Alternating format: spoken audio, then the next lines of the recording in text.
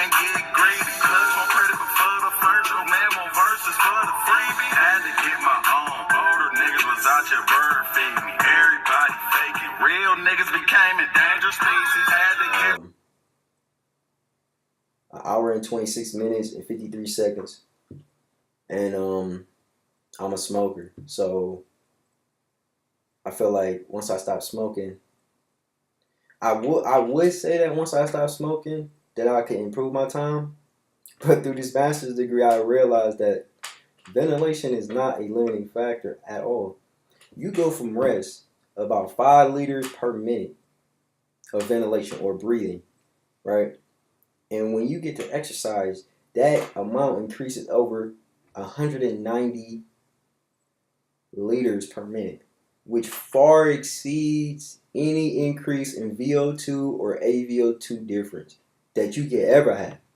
And VO2 is oxygen consumption or increases in cardiac output, but basically oxygen transport and then oxygen utilization, which is AVO2 difference. AVO2 difference is the oxygen that's entering the muscle, the oxygen content that enters the muscle, and the oxygen content that leaves the muscle. Therefore, your basically your venous oxygen partial pressure minus your arterial oxygen partial pressure. So in men, you're going to get 20.4 milliliters of oxygen per deciliter of blood. Women, you're going to get 17.7 milliliters of oxygen per deciliter of blood, because men have 15 grams of hemoglobin per deciliter of blood and women have only 13 grams of hemoglobin per deciliter of blood. So oxygen is not soluble. Only 0.3 milliliters of oxygen is actually dissolved in the blood itself, or the plasma. That's why we have hemoglobin, an enzyme that carries 4 oxygen molecules equivalent to 1.3 milliliters of O2.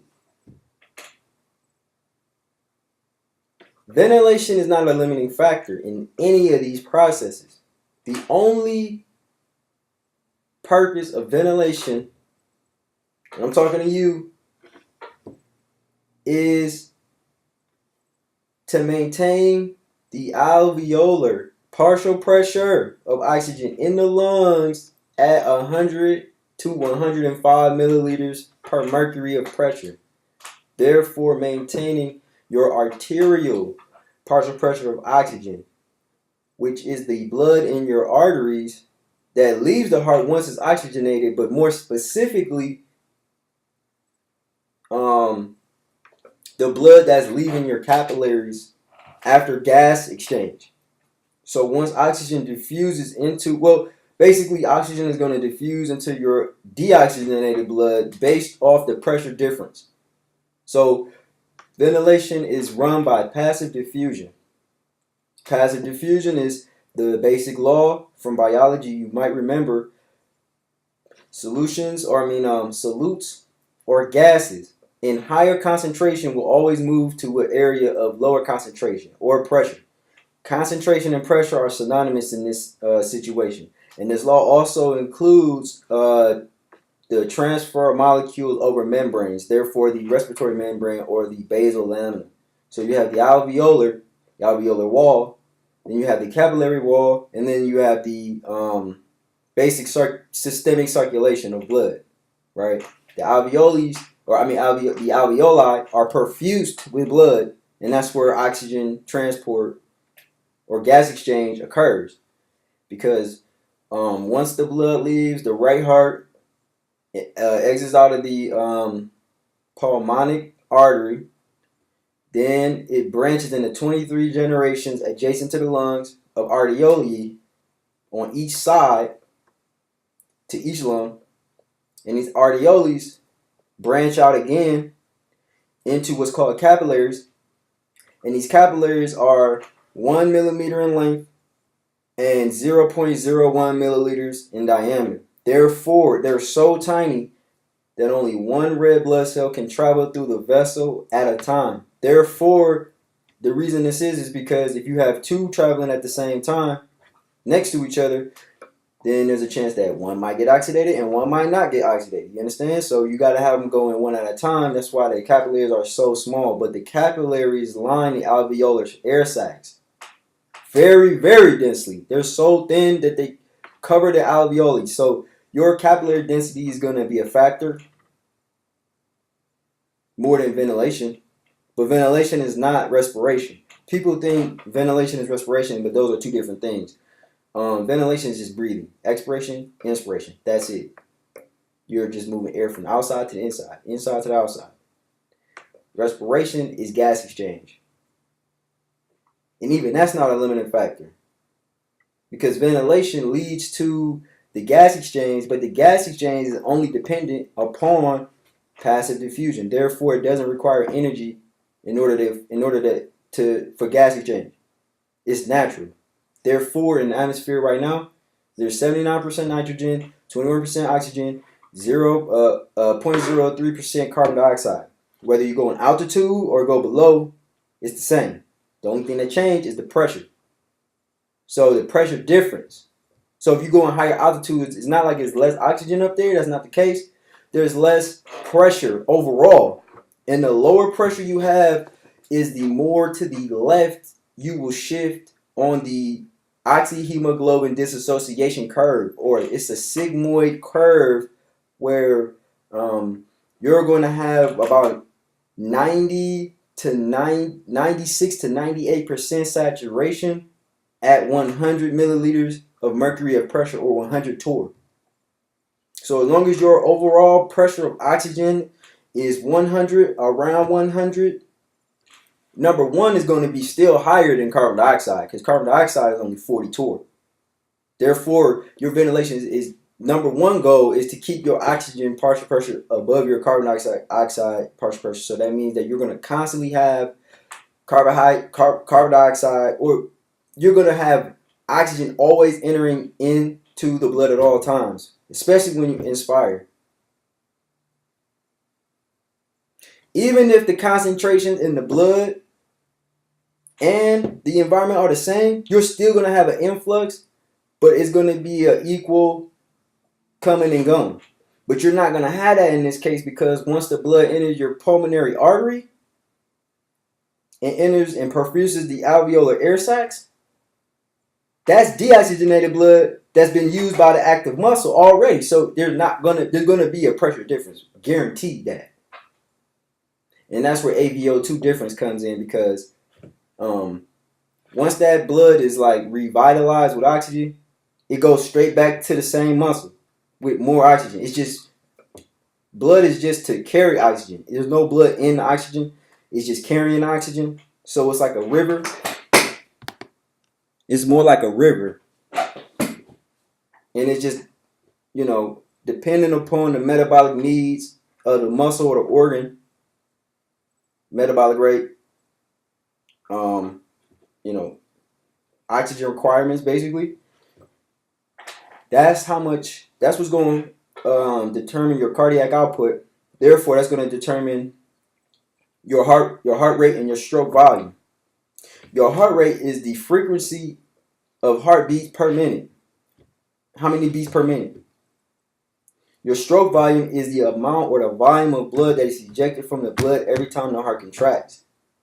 Now, your heart rate cannot be affected by training. The only thing affecting heart rate is your resting heart rate. So people who train have a lower resting heart rate than people who don't train, because they have a higher stroke volume. So their heart doesn't need to pump as fast during rest. And they have more blood volume at rest. So they don't need to pump as fast. People who are untrained have higher heart rate. But heart rate reaches a maximum depending on your age. So every age we lose 2/3 of a beat per year. So my max heart rate I already know is 196. I'm 24 years old. So you take your age minus 220, that's your max heart rate. It will never change. It's the same. But you can have increased or you can have increased or increased efficiency in your stroke volume depending on your preload, afterload, contractility, and heart rate. But it's more the slowing down of the heart rate that's going to allow for more diastole or ventricular filling, which is going to increase your preload, which is going to stretch your heart muscle more, cause more muscle lengthening, and therefore is going to bring more of those cardiac ventricle contractile myofibrils into a parallel position, parallel to the longitudinal axis or direction of force during contraction of the muscle itself. Therefore, you're going to have more contractility and more ventricular pressure to push the blood out. You understand?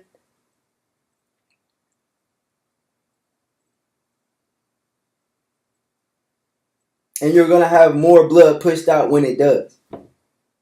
That's diastole, is the filling of the heart. Systole is the ventricle contraction pressure that has to be met. That's by the ventricle, inside the ventricle, in order to open the aortic or pulmonary valve. So your systole pressure is representing your afterload. Your afterload is the pressure after the valve, basically, or the pressure that the inside of the heart has to reach in order to eject or empty the ventricle. So if you have, let's say you have a heart rate, you have a systole. Your systole, by the way, is the higher number on your blood pressure reading. You have a systole of 120. Therefore, during isovolumic ventricular contraction phase, which is after atrial systole, which is when the left atria pumps the last amount of blood out of the atrium into the left ventricle, and the mitral valve closes, is when the heart will start to build that pressure up without any movement of fluid. So we're going to eject that last 30% in there into the left ventricle, and it's going to be increasing that pressure in order to, that's called your stroke work. Before your stroke actual volume, the stroke work has to increase to meet the same pressure as the afterload or the pressure after the valve in order to go into ventricular ejection. So the blood ain't moving, the volume isn't changing. Once you finally reach that pressure, so your systole is 120, you just got to 121 millimeters of mercury of pressure, then the valve opens. Then blood shoots out of the heart, and then you have a contraction. How does the heart know when to contract? Your heart is contracting every second of the day, of the night. You sleep, you wake, the heart is going non-stop. It depends on intrinsic nerve stimulation. So the heart is like a domino. A domino effect. It has a domino effect. So when the first node, electrical node, activates, then all the rest follow. So therefore, you have to have one pacemaker, 1 leader, basically. And once this 1 leader pushes his button, then all the rest of them, they push their button, all in order. And then that's what's going to make your atria contract, and then your ventricles contract, and then the heart relax. And then it does it again. And then just like, all right, go, boom. And then it'll be like, da-da-da-da-da, boom, da-da-da-da-da, boom, da-da-da-da-da, boom, da-da-da-da-da, boom, da-da-da-da-da. Like, that's the heart. The pacemaker is called the sinoatrial node and is located in the right atrium near the opening of the superior vena cava.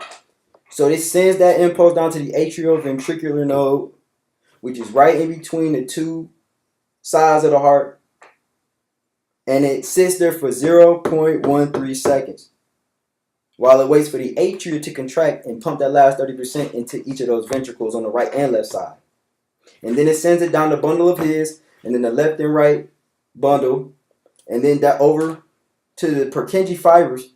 And once it reaches the Purkinje fibers, that's when the impulse speeds up even more, and then that's when the actual ventricles contract. So if you ever seen an EKG and you see, you know, like your heart, the first one, if you look at it, is the P wave. That's your atrials contracting. And then you see that real big one, like like that. That's your QRS wave. That's your ventricles contracted. So it's actually depolarized the most. Now, depolarization is what causes the contraction. So if you have average heartbeat during rest is 70. So if you have 70 beats, your heart rate is 70 beats per minute, then that means you're having 70 depolarizations of the sinoatrial node in your right heart near your superior vena cava 70 times per minute. 70 depolarizations per minute. That's what that means. Because once you have a depolarization of the intrinsic pacemaker of the heart, then you're going to have overall muscle or myocardial contraction, and then therefore your heart is going to beat. That's what a beat is. So I'm done with this, man. I got basically one more test to go. I got a test tomorrow, the comprehensive exam. Once I finish that, I'm home free. I got maybe a research paper to do. I'm gonna just shoot that out quick. Then I got a final exam